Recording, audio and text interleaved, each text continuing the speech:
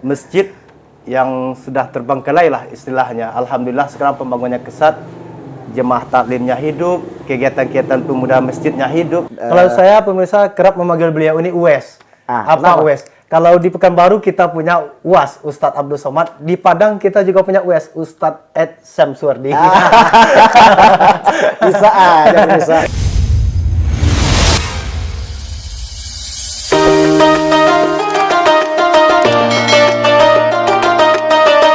Assalamualaikum warahmatullahi wabarakatuh. Jumpa lagi dengan saya Edsam Channel. Pemirsa, ini Abot ini unik nih. Kenapa saya berusaha untuk ngobrol-ngobrol santai ya dalam konten ini, kesempatan ini santai, karena beliau ini seorang aktivis masjid juga. Mungkin saya melihat beliau ini juga salah satu pengurus masjid termuda ya. Kalau saya pernah jumpa, saya sudah banyak jumpa pengurus-pengurus masjid. Salah satunya inilah yang sosok Abot ini, pengurus termuda yang saya lihat. Nah, salah satu pengurus, dan juga beliau aktif di acara kegiatan-kegiatan sosial kayak Karang Taruna, Pak Abot ya. Iya. Kemudian juga kepemudaan ya, ya bebas. Baik, kita langsung saja berkenalan dengan Bang Abot. Kita Bang Abang aja. Mungkin dari nama asli dulu nih Bang Abot nih, silakan. Iya, sambil ngerokok kita santai-santai aja Bang Abot. Iya, assalamualaikum dulu ya buat channel Ustadz Ed ya. Semoga ramai subscribernya. Lupa. Like and subscribe. Iya Ustadz, terlebih dulu izin Ustadz sedikit tentang biografi saya. Nama kepanjangan sebenarnya Devri Yunaldi, Ustaz. Devri Yunaldi. Devri Yunaldi. Devri Yunaldi. Iya, tapi panggilan kerap disapa dengan Devri Tebot gitu kan. Kebetulan kita juga ada usaha entertainment dengan nama Tebot Musik kayak gitu kan. Jadi pendidikan terakhir alhamdulillah S1 di Fakultas Hukum Bung Hatta, dan sekarang menekuni bidang sama kayak Ustadz Ed ya. Ustadz Ed kebetulan beliau juga pengurus Masjid Darussalam. Waduh, iklan lagi. Beliau pengurus yang cukup imajinatif juga buat saya ini. Amin ya Allah. Dari masjid yang sudah terbengkalai lah istilahnya. Alhamdulillah sekarang pembangunannya kesat, jemaah taklimnya hidup, kegiatan-kegiatan pemuda masjidnya hidup. Saya juga pengurus Surau Gadang Darus Selikin Batanggabung. Kalau di sini namanya kan surau Ustadz, masih lama, bukan musalah lagi kan. Surau Gadang Selikin itu dari 2016 sampai sekarang sudah ada periode. Di saat itu saya berumur 27 tahun. Alhamdulillah. Dan juga sekarang saya aktif di organisasi pemudaan Batanggabung ya, yang Ustadz pimpin juga. Kebetulan beliau ini adalah sekretaris Opilbas, saudara-saudara. Aduh, bukan kartu nih. Beliau sekretaris dan saya ketua bidang rohani dan dakwah gitu kan. Kebetulan seharusnya beliau yang rohani. Saya banyak belajar dari beliau sebenarnya. Aja Bang Abot ini. Iya. Kan main. Iya. Nah, kemudian daripada itu saya juga jadi pengurus di Karang Taruna. Sekarang alhamdulillah Karang Taruna Kecamatan Kota Tangah. Dulu di Wakil Ketua Karang Taruna Batanggabung Ganting, dan sekarang dibawa oleh ketua di Kota Tangah, yaitu di ketua bidang keagamaan juga. Masih basic agama, alhamdulillah masih Allah menutupi segala aib-aib saya ya Ustaz ya, untuk menjadi ketua bidang agama. Kita backgroundnya bukan orang ahli agama Ustaz. Oh, iya. Backgroundnya kita hanya dari pemuda awam. Kemudian sekarang untuk kepengurusan lain juga banyak. Salah satunya juga kami ikut di kepengurusan Yayasan Persatuan Tarbiyah Islamiyah atau Yayasan YP2TI atau pesantren kan Batanggabung, juga masih ikut aktif di alumni, dan juga di kepengurusan Lembaga Anti Narkotika Sumatera Barat juga aktif alhamdulillah sampai sekarang. Ya gitu sekira sedikit Ustadz tentang biografi saya Ustadz. Iya. Jadi Bang Tebot, saya mau tahu nih gimana sejarahnya Bang Tebot ini bisa didaulat jadi pengurus surau atau masjid. Itu kan ditunjuk oleh jamaah masyarakat ya kan, dan saya rasa mungkin sekitaran sini banyak figur-figur lain yang mungkin bisa memadai, yang mumpuni.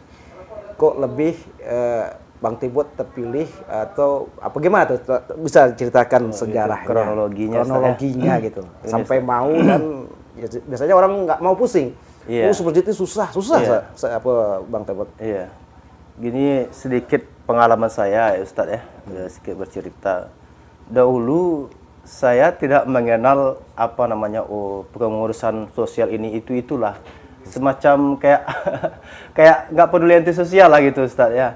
Tapi alhamdulillah sering berjalan waktu ketika itu 2014 kita mencoba dengan pemuda-pemuda ini belajar mengaji. Kan di Batangkabung ini pusat pesantren ya Ustaz. Dekat pesantren kita. Pesantren. Ya? Kebetulan ada guru kita yang mengajar di Surau Gadang ini. Kebetulan beliau juga guru pesantren yaitu Buya Burin Khatib MPDI. Dan kami berdua dulu ada namanya itu Bang Raf. Kami mau belajar mengaji kira-kira. Kalau dulunya background saya juga tidak enak diceritakan juga Ustaz. Suka-suka ke warung lah gitu, main koa gitu semacam kan. Alhamdulillah dengan itu motivasi kami untuk hijrah berdua, kata beliau, "Bot, gimana kalau kita belajar mengaji sama Buya Burin? Orang jauh-jauh dari daerah mana belajar ke sini. Masa kita orang sini nggak mau belajar sama Buya?" Gitu. Privat lah semacamnya Ustaz. Belajarlah di sana, kita belajar mengaji, hijrah, meninggalkan segala kebiasaan-kebiasaan yang lama itu ya. Seiring berjalan waktu sudah rajin-rajin ke surau, ikut wirid, ikut semacam. Dan alhamdulillah janji Allah itu pasti Ustaz kira. Iya. Allah tidak pernah ingkar janji. Iya. Itu status saya tuh. Status Ustaz ya. Itu 7 tahun lalu nggak pernah berubah. Iya. Ya saya satu hal yang saya petik dari firman Allah Ustaz gini. Allah akan mengangkat derajat orang-orang yang berilmu dan beramal soleh dan teragamu. Jadi ketika dalam proses menuntut ilmu itu alhamdulillah di situ Allah nutup segala aib-aib saya, kekurangan saya dan Allah angkat derajat itu dan terpilihlah oleh masyarakat jadi pengurus semasa itu. Istilahnya Surau Gadang ini kan surau nagari ini Ustaz. Istilahnya kalau ibarat sejarah Tambo di Kota Tangah ini kan dibagi dengan 3 jurai. Jurai tengah, jurai tepi, dan jurai tepi tengah kan kayak itu. Kalau nggak salah saya kan cerita tambahnya. Jadi Surau Gadang ini salah satu di jurai tengah, surau kenegarian, dan masjid rayanya itu Masjid Raya Darul Ma'ruf, Kenegarian, Batangkabung, Ganting, Pasir dan Tigo itu jurainya. Dan Surau Gadang ini adalah surau nagari juga. Bakal cikal dasar pesantren Batangkabung di sini. Sebelum Syekh Haji Salif Tengku Sultan dari pesantren, belum beliau di sana dulu. Kebetulan pas voting pemilihan pengurus, alhamdulillah mutlak. Kok orang memilih saya yang kecil gitu kan? Padahal waktu itu pemilihan yang besar-besar banyak, yang dewasa, kakak-kakak, abang-abang itu banyak. Banyak tuanku-tuanku juga. Iya. Semula saya sempat menolak juga Ustaz. Sempat menolak kepada Nenek Mama kan, bilang Nenek Mama, mungkin saya belum bisa mengcover untuk menjadi pengurus ini. Sebab apa? Saya umur belum setahun jagung istilahnya Ustaz. Pengalaman belum ada. Namanya mimpi masyarakat itu tidak mudah kan gitu. Nah, sesungguhnya kalau menurut saya sosial ini ibadah yang cukup luar biasa. Mungkin Ustadz udah lebih tahu daripada saya sebenarnya. Mungkin lah saya mengajarkan ikan berenang kan gitu. Kan? Kita kan berbagi cerita. Iya. Yang ibadah sungguhnya kalau menurut arti saya itu ya sosial inilah Ustadz. Bagaimana kita memikirkan umat, bagaimana kita membuat masyarakat kita nyaman beribadah sana, kegiatan kita keagamaan hidup. Alhamdulillah sampai sekarang ada 5 guru kita yang mengajar di surau. Di antaranya juga ada anak-anak potensi dari Batangkabung ini, adik-adik kita yang tamat pesantren atau yang sarjana ilmu Qur'annya. Jumlah siswa TPQ-nya ada berapa sekarang? Alhamdulillah sampai sekarang Ustadz sebanyak 124 orang Ustadz yang masih aktif gitu. Di antaranya kami ada juga membuat kelas lanjutan namanya Ustadz. Jadi itu dari usia berapa? Dari 7 tahun kelas 1 SD lah udah bisa kami terima di sini sampai ada yang ke SMP. Makanya kami membuat kelas lanjutan ini Ustadz untuk menarik perhatian adik-adik kita ini, semangat adik-adik kita ini. Contohnya Ustadz ya, sejak adanya peraturan yang baru dari wali kota kita, kalau anak-anak tamat SD tidak ada ijazah khatam Quran, dia nggak bisa masuk sekolah negeri kan kayak itu. Jadi alhamdulillah saya cukup mendukung juga ini untuk pemerintah semasa itu, nggak salah Bapak Fauzi Bahar ya yang menggerakkan apa itu. Salut saya. Jadi peran pentingnya ini cukup mempengaruhi untuk orang tua murid. Artinya apa? Orang tua murid akan menganggap mengaji dan sekolah itu hal sama, dua-duanya penting. Kalau kita kurvakan sekarang Ustadz, orang lebih cenderung melihat sekolah lebih penting daripada ngaji. Itu saya sudah menemukan banyak penelitian di situ Ustadz, di lapangan yang dialami. Contohnya gini kan, untuk mengaji anak-anak ini sering libur. Orang tua dipanggil banyak yang tidak datang. Didikan subuh orang tua masih belum menyadari, belum bisa mengantarkan anaknya ke masjid. Belum pentingnya arti mengaji itu. Dan kedua masalah pendanaan juga. Kalau untuk sekolah biaya yang beratus-ratus ribu, orang tua tuh mampu bayar Ustaz. Mau jor-joran. Mau, tapi untuk mengaji yang 15.000, itu masih juga ada yang nunggak, masih ada. Saya kalau seandainya bisa kita keuangan atau keadaan kas musalah kita, surau kita stabil, saya ingin Ustadz anak-anak ini gimana gratis mengajinya. Sebab apa? Di pendaftaran yang segitu itu pun surau tetap memberikan subsidi untuk operasional TPQ kita di surau itu. Tetap memberikan subsidi terus. Dengan uang itu pun tidak cukup untuk melakukan operasional. Jadi bagaimana kita menstabilkan ekonomi kas surau kita gitu kan misalnya. Pendanaan apa dari kas uang masjid atau surau itu dari mana donaturnya atau dibuatkan di donatur bulanan atau apalah bentuknya. Karena kita tidak menafikan ya banyak biaya-biaya yang dibutuhkan masjid atau surau ya kan, biaya personal masjid, kebersihannya dan biaya guru-guru yang tadi itu. Nah, itu dari mana Bang Abot itu menghimpun atau memberdayakan itu? Alhamdulillah Ustadz, itu tak lepas dari infak dan sedekah Bapak Ibu masyarakat kita, jemaah kita di Batang Kabung khususnya. Yang di rantau juga berperan aktif Ustadz. Yang di rantau, jadi alhamdulillah kayak kemarin kan kita mencoba juga pemasangan AC gitu kan. AC kita pasang 5 unit dan alhamdulillah dengan melalui jajaran sosial ini cukup membantu juga sekarang Ustadz ya, kalau kita pergunakan untuk hal yang positif kan. Sekarang kan saya suka upload misalnya kegiatan wirid, kegiatan ada maulid, ada acara pengajian, saya upload. Saya nggak pikirkan Ustadz, saya sesuai dengan motivasi Ustadz kemarin, berbuat aja dulu, nggak usah kita pikirkan orang. Selagi kita benar, kita menjalan Allah ya jalannya aja. Itu kata pasti Ustadz juga gitu kan.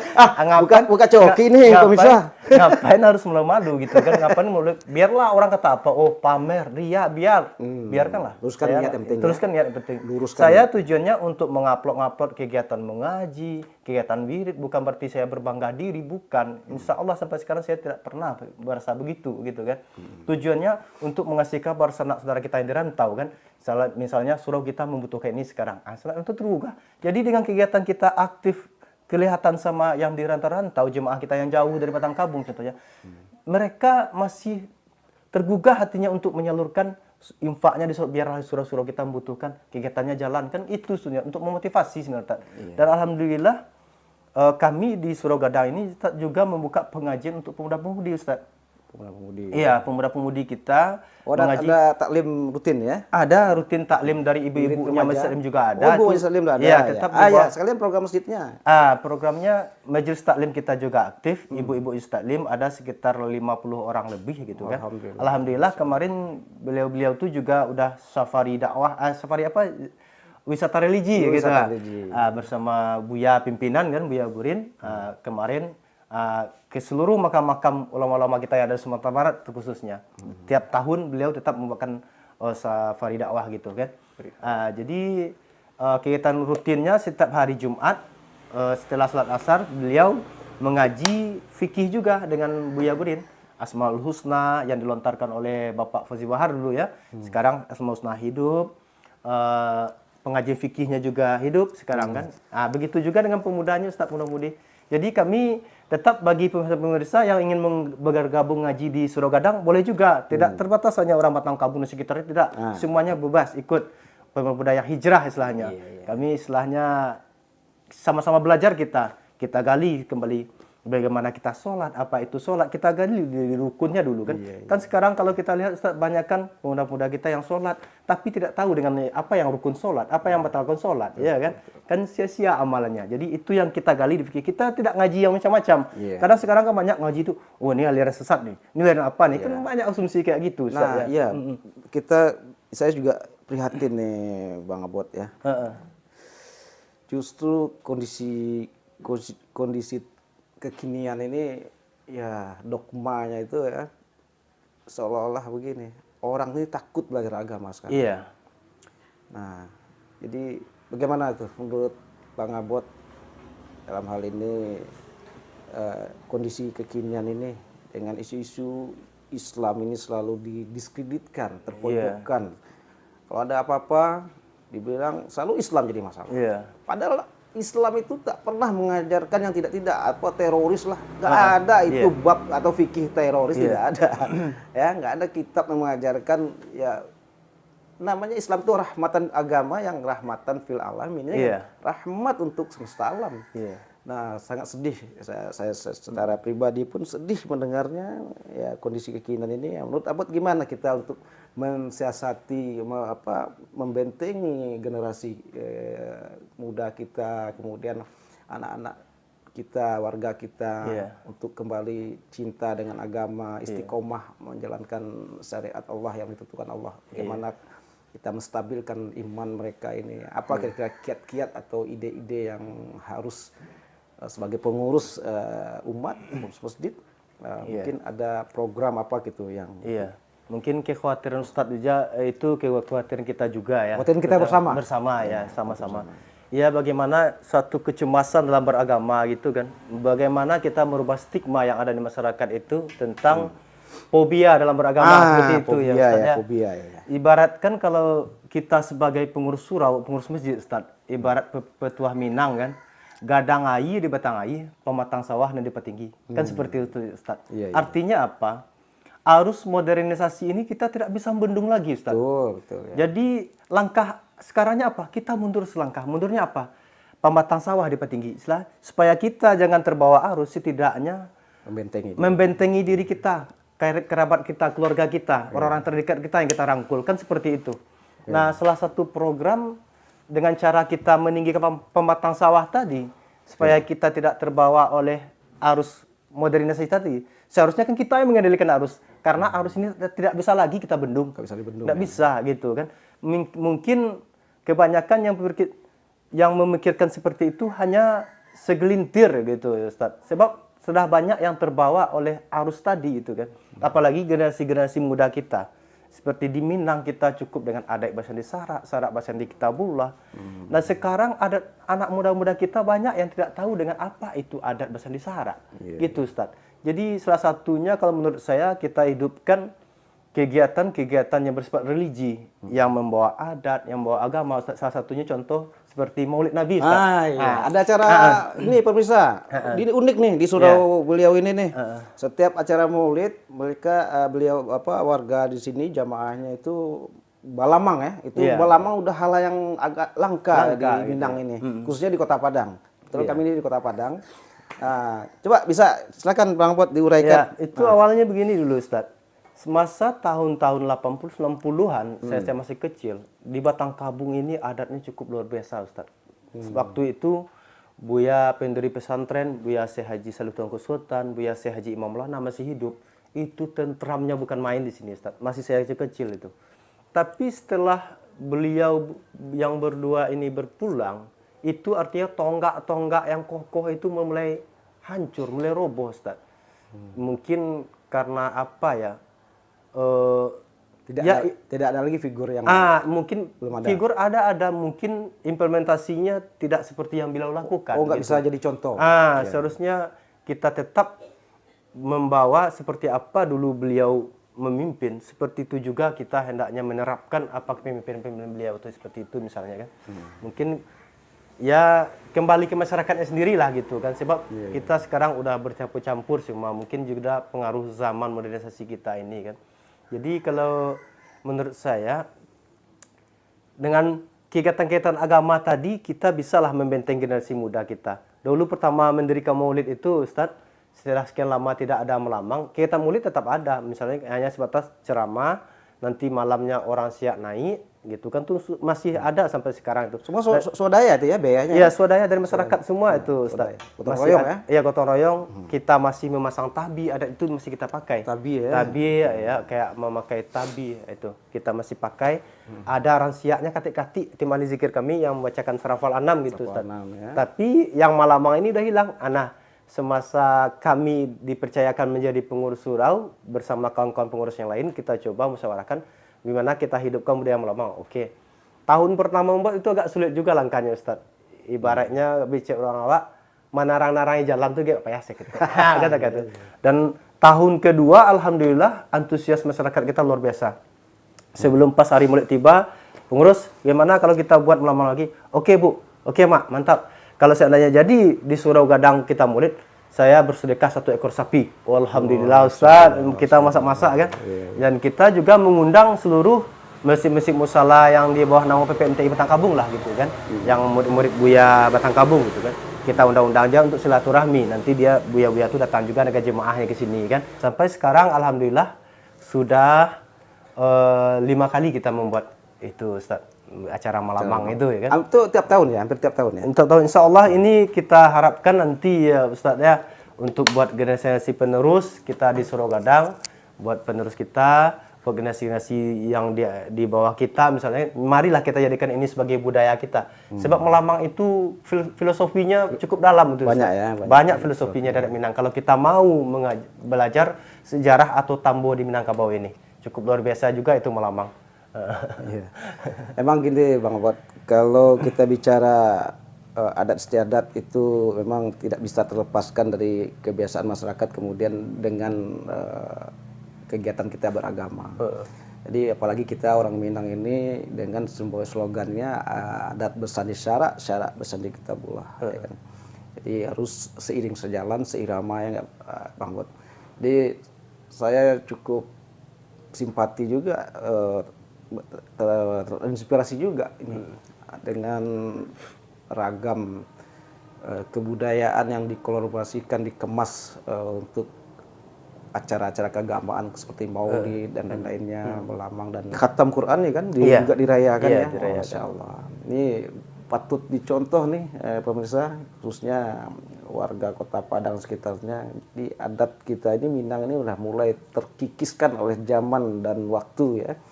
Generasi kita sekarang ini yang dibilang generasi milenial sudah mulai lentur nilai-nilai budaya bahkan agama ya. Prihatin kita Bang Abot ya. Sangat prihatin ya. Oke. Baik, kita sekarang nih Bang Abot ini pemirsa juga aktif di sosial masyarakat, kegiatan-kegiatan kepemudaan juga di Karang Taruna. Nah, sekarang sangat bagus sekali nih beliau seorang aktivis atau pengurus masjid juga mengurusi kepemudaan. Nah, ini sangat nyambung sekali nih. Alhamdulillah Ustaz ya. Di Kepengurusan Opilbas, organisasi pemuda dalam kampung sekitarnya, ya kita juga dipercaya sebagai pengurus di bidang dakwah dan kerohanian gitu Ustaz ya. Dan tujuan saya sederhana aja Ustaz.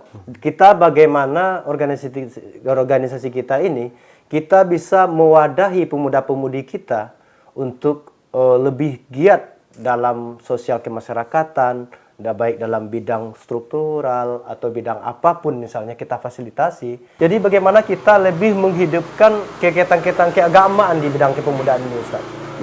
Contohnya kita berusaha memecahkan stigma di masyarakat bahwasanya organisasi pemuda ini hanya sebatas acara 17-an.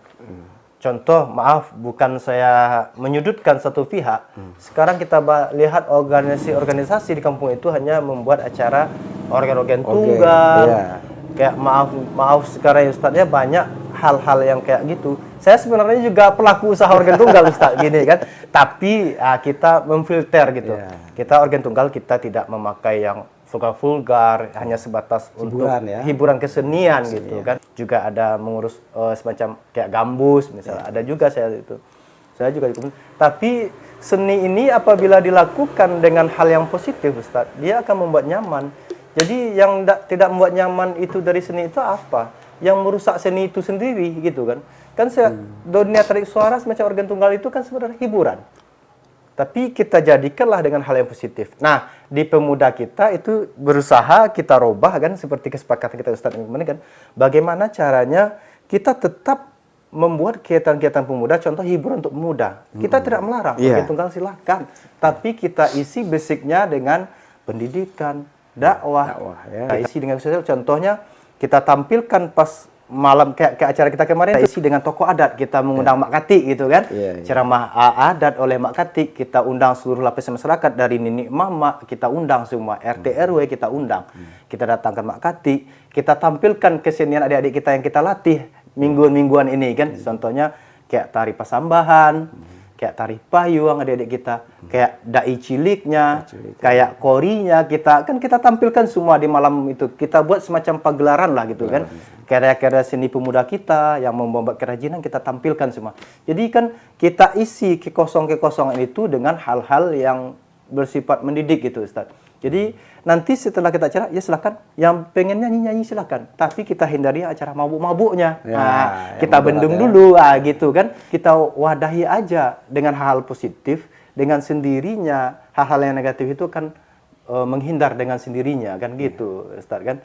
Dan harapan saya ke depan untuk pemuda ini, bagaimana Opilbas ini bisa mendidik generasi-generasi mudanya yang berakhlakul karimah seperti yang dianjurkan Rasulullah. Ini Bu Istu li utama makarimal akhlak. Jadi kita bagaimana juga kita mengayomi pemuda-pemudi generasi anak kemenakan kita nanti, generasi yang tidak antisosial. Sekarang kan kita lihat Ustaz, ke generasi kita antisosial, apalagi di HP handphone ini Ustaz. Kan apalagi pengaruh daring ini cukup luar biasa kalau bagi saya Ustaz. Daring ini cukup luar biasa. Itu keponakan saya itu dari pagi sampai sore susah melarangnya handphone. Jadi kadang-kadang ketika kita menyahut, dia abaikan. Anak kita seolah-olah tidak peduli dengan lingkungannya, dia hanya peduli dengan gadget yang dipegang. Jadi kan bagaimana kita mencipta generasi itu tidak antisosial. Yang bisa peduli sama lingkungannya, itu yang kita harapkan. Kadang-kadang kalau dahulu semasa saya kecil Ustaz ya, naik otobus kota, kadang ketemu orang, dari mana Pak, kita sering bertegur sapa. Sekarang duduk gini, jadi individualis ya, dikondisikan. Jadi sekarang ini orang individualis. Gitu Ustaz, individualis. Tapi kalau menurut saya, apa namanya, yang social distancing yang sebenarnya itu Ustaz, kalau menurut saya, bukan kita membatasi pergaulan kita dengan masyarakat, tapi masyarakat itu terbatas sendiri, tertutup. Itu menurut saya ya salah satu zaman ya. Handphone ini membuat social distancing lah kalau menurut saya sebenarnya Ustaz. Ya tantangan zaman. Memang untuk menyiasati banyak hal ya Bang Abot cerita tadi ya. Ya mungkin ya pemirsa asal kalian tahu aja, kami ini juga bersama-sama ya didaulat lah oleh warga untuk mengurusi kepemudaan di Batang Kapung ini, Opilbas. Dan juga ya Bang Bot ya, tentu kita minta kepada para warga dan semua tokoh atau komponen di masyarakat bisa berperan aktif juga dalam hal apa yang kami cita-citakan dari kepemudaan, dengan kolaborasi kita semua, tokoh masyarakat, nenek mama, budok kanduang, kemudian alim ulama, dan para pemuda-pemuda yang lain yang punya talent-talent yang berbagai macam bidang, mungkin bisa saling mengisi dan bisa menghasilkan sesuatu yang bermanfaat bagi nagari, bagi kampung dan masyarakat semuanya. Iya Bang Bot, menarik sekali ya pembicaraan kita hari ini. Oh ya juga Bang Abot ini juga di Karang Taruna Kota Tangah ya. Sedikit Bang Abot tentang Karang Taruna Kota Tangah ini. Apa saja itu yang telah dilakukan Karang Taruna, kemudian apa nanti orientasi itu tujuannya, targetnya apa? Ya alhamdulillah Ustaz ya. Sekarang kita juga dipercaya oleh Ketua Karang Taruna Kecamatan Kota Tangah, yaitu Bapak Abang Hendrizal Tanjung Eshud ya. Beliau sebagai ketua juga merangkul kita untuk ke sana menempati sebagai ketua bidang kerohanian dan keagamaan juga.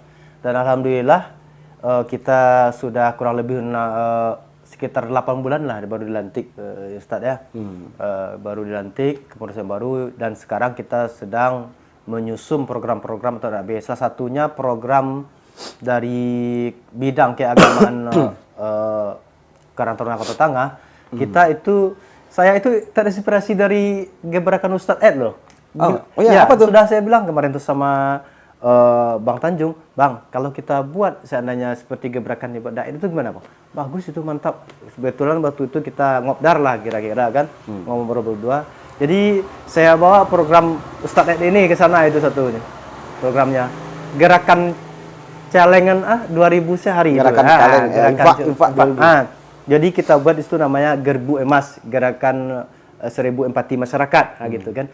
Kita gerakkan program 1 liter 1 bulan itu Ustaz. Misalnya satu kakak atau satu keluarga, siapa saja yang ingin donatur, kita buat gerakan namanya 1 tekong beras itu untuk 1 orang. per bulan.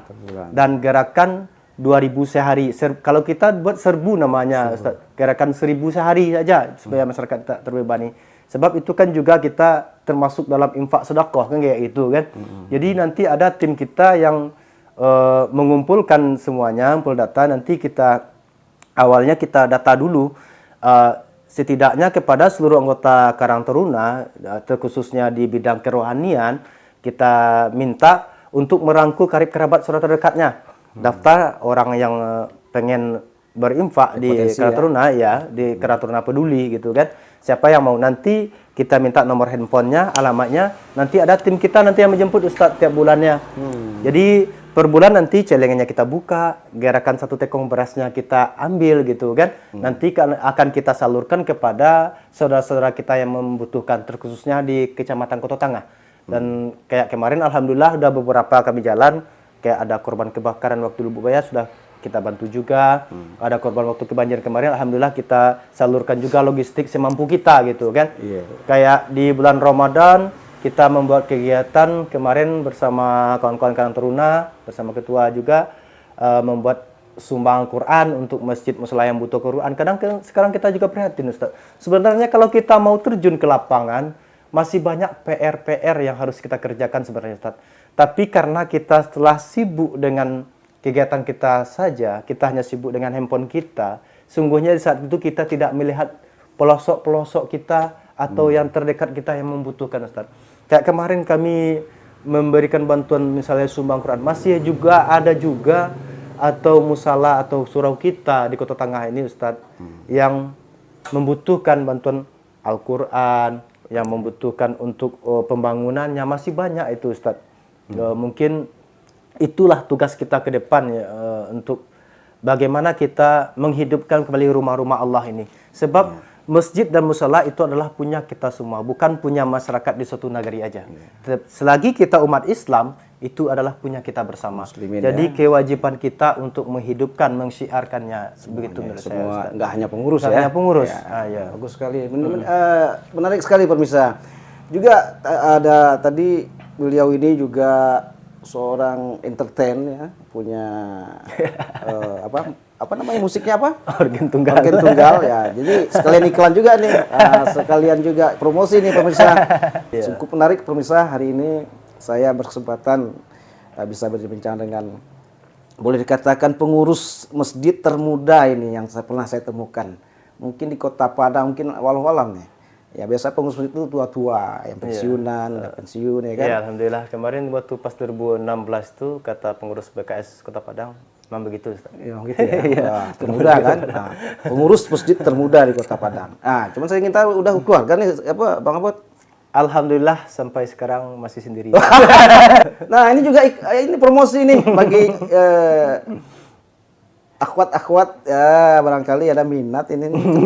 Ganteng hitam manis ini ya. Bukti talent ya.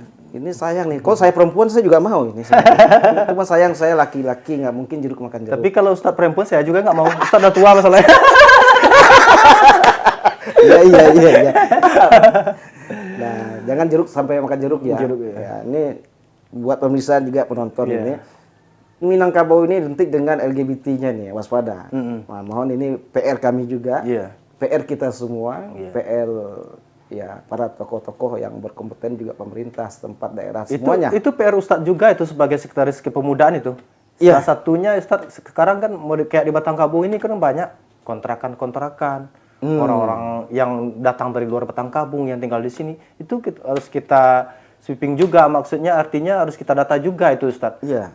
Karena banyak keteledoran kita di sana itu kayak kemarin itu Ustadz ya. Iya, karena kalau LGBT ini sangat susah dibedakan. Kalau orang membawa perempuan di tengah malam, oke, orang bisa curiga gitu kan. Tapi kalau laki-laki, wah teman laki-laki, padahal lah inilah jeruk makan jeruk ini.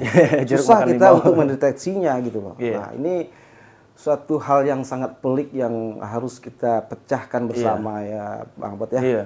Itu tuh juga peran semua tokoh itu Ustaz, kalau menurut saya tiap-tiap kampung, tiap-tiap nagari, semua pemuda, nenek mama, tokoh alim ulamanya harus berperan aktif di sana kalau menurut saya. Contohnya salah satunya ketika ada orang di luar nagari itu yang tinggal di sana, harus kita tanya dulu kita data dulu, karena kan sekarang orang kan banyak tidak melapor pada RT RW-nya itu.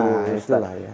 Kadang-kadang kayak apa ya, semacam ketangkapan di kontrakan ini orang yang, atau entah dia suami istri atau bukan, atau ada perkumpulan apa kita tidak tahu kan, kayak semacam udah ada aja penangkapan kan, kayak itu kan, tahu dibawa nama negari A, padahal dia bukan orang negari A itu, itu bukan kan warga kita sini, lihat, dia pendatang, cuma hanya ngontrak atau kos, ya tercemarlah nama kampung iya, kita, tahu udah aja ada di media sosial, di koran kan, di negeri A tertangkap satu itu kan, itu PR kita bersama juga itu Ustaz ya, semua elemen lah Insyaallah ya. Tentunya kita sekali lagi dengan saling bergandengan tangan, saling support, ya, saling mengisi apa yang ada pada kita semua, baik di kalangan para tokoh-tokohnya, RT RW, kalangan pemerintah, alim ulama, dan tokoh masyarakat, pemuda, dan semuanya, semua elemen, semua lini bisa saling bersatu, selaraskan tujuan, ya sesuai dengan apa Pilbas ya, motonya Sayo satujuan, Basamo Bayo satujuan, Basamo Sayo satujuan, ya, moto Pilbas. Mungkin ini bisa jadi inspirasi buat kepemudaan lain. Jadi inilah upaya yang dilakukan oleh Bang Tebot dan semua rekan-rekan untuk sebagai pengurus masjid juga, sebagai aktif di kepemudaan juga aktif di Karang Taruna, dan juga pelaku seni. Ya, banyak talent nih beliau ini nih. Oke, kami akhiri. Mohon maaf bila ada hal-hal kata-kata kami yang tidak berkenan, yang tidak bertempatnya, semata-mata itu hanya untuk kebaikan, hiburan, kami maksud untuk menggurui. Kami akhiri. Terima kasih atas perhatiannya, semoga bermanfaat, kita ambil hikmahnya, iktibarnya, dan inspirasinya. Kami akhiri, wabillahi taufiq wal hidayah. Wassalamualaikum warahmatullahi wabarakatuh.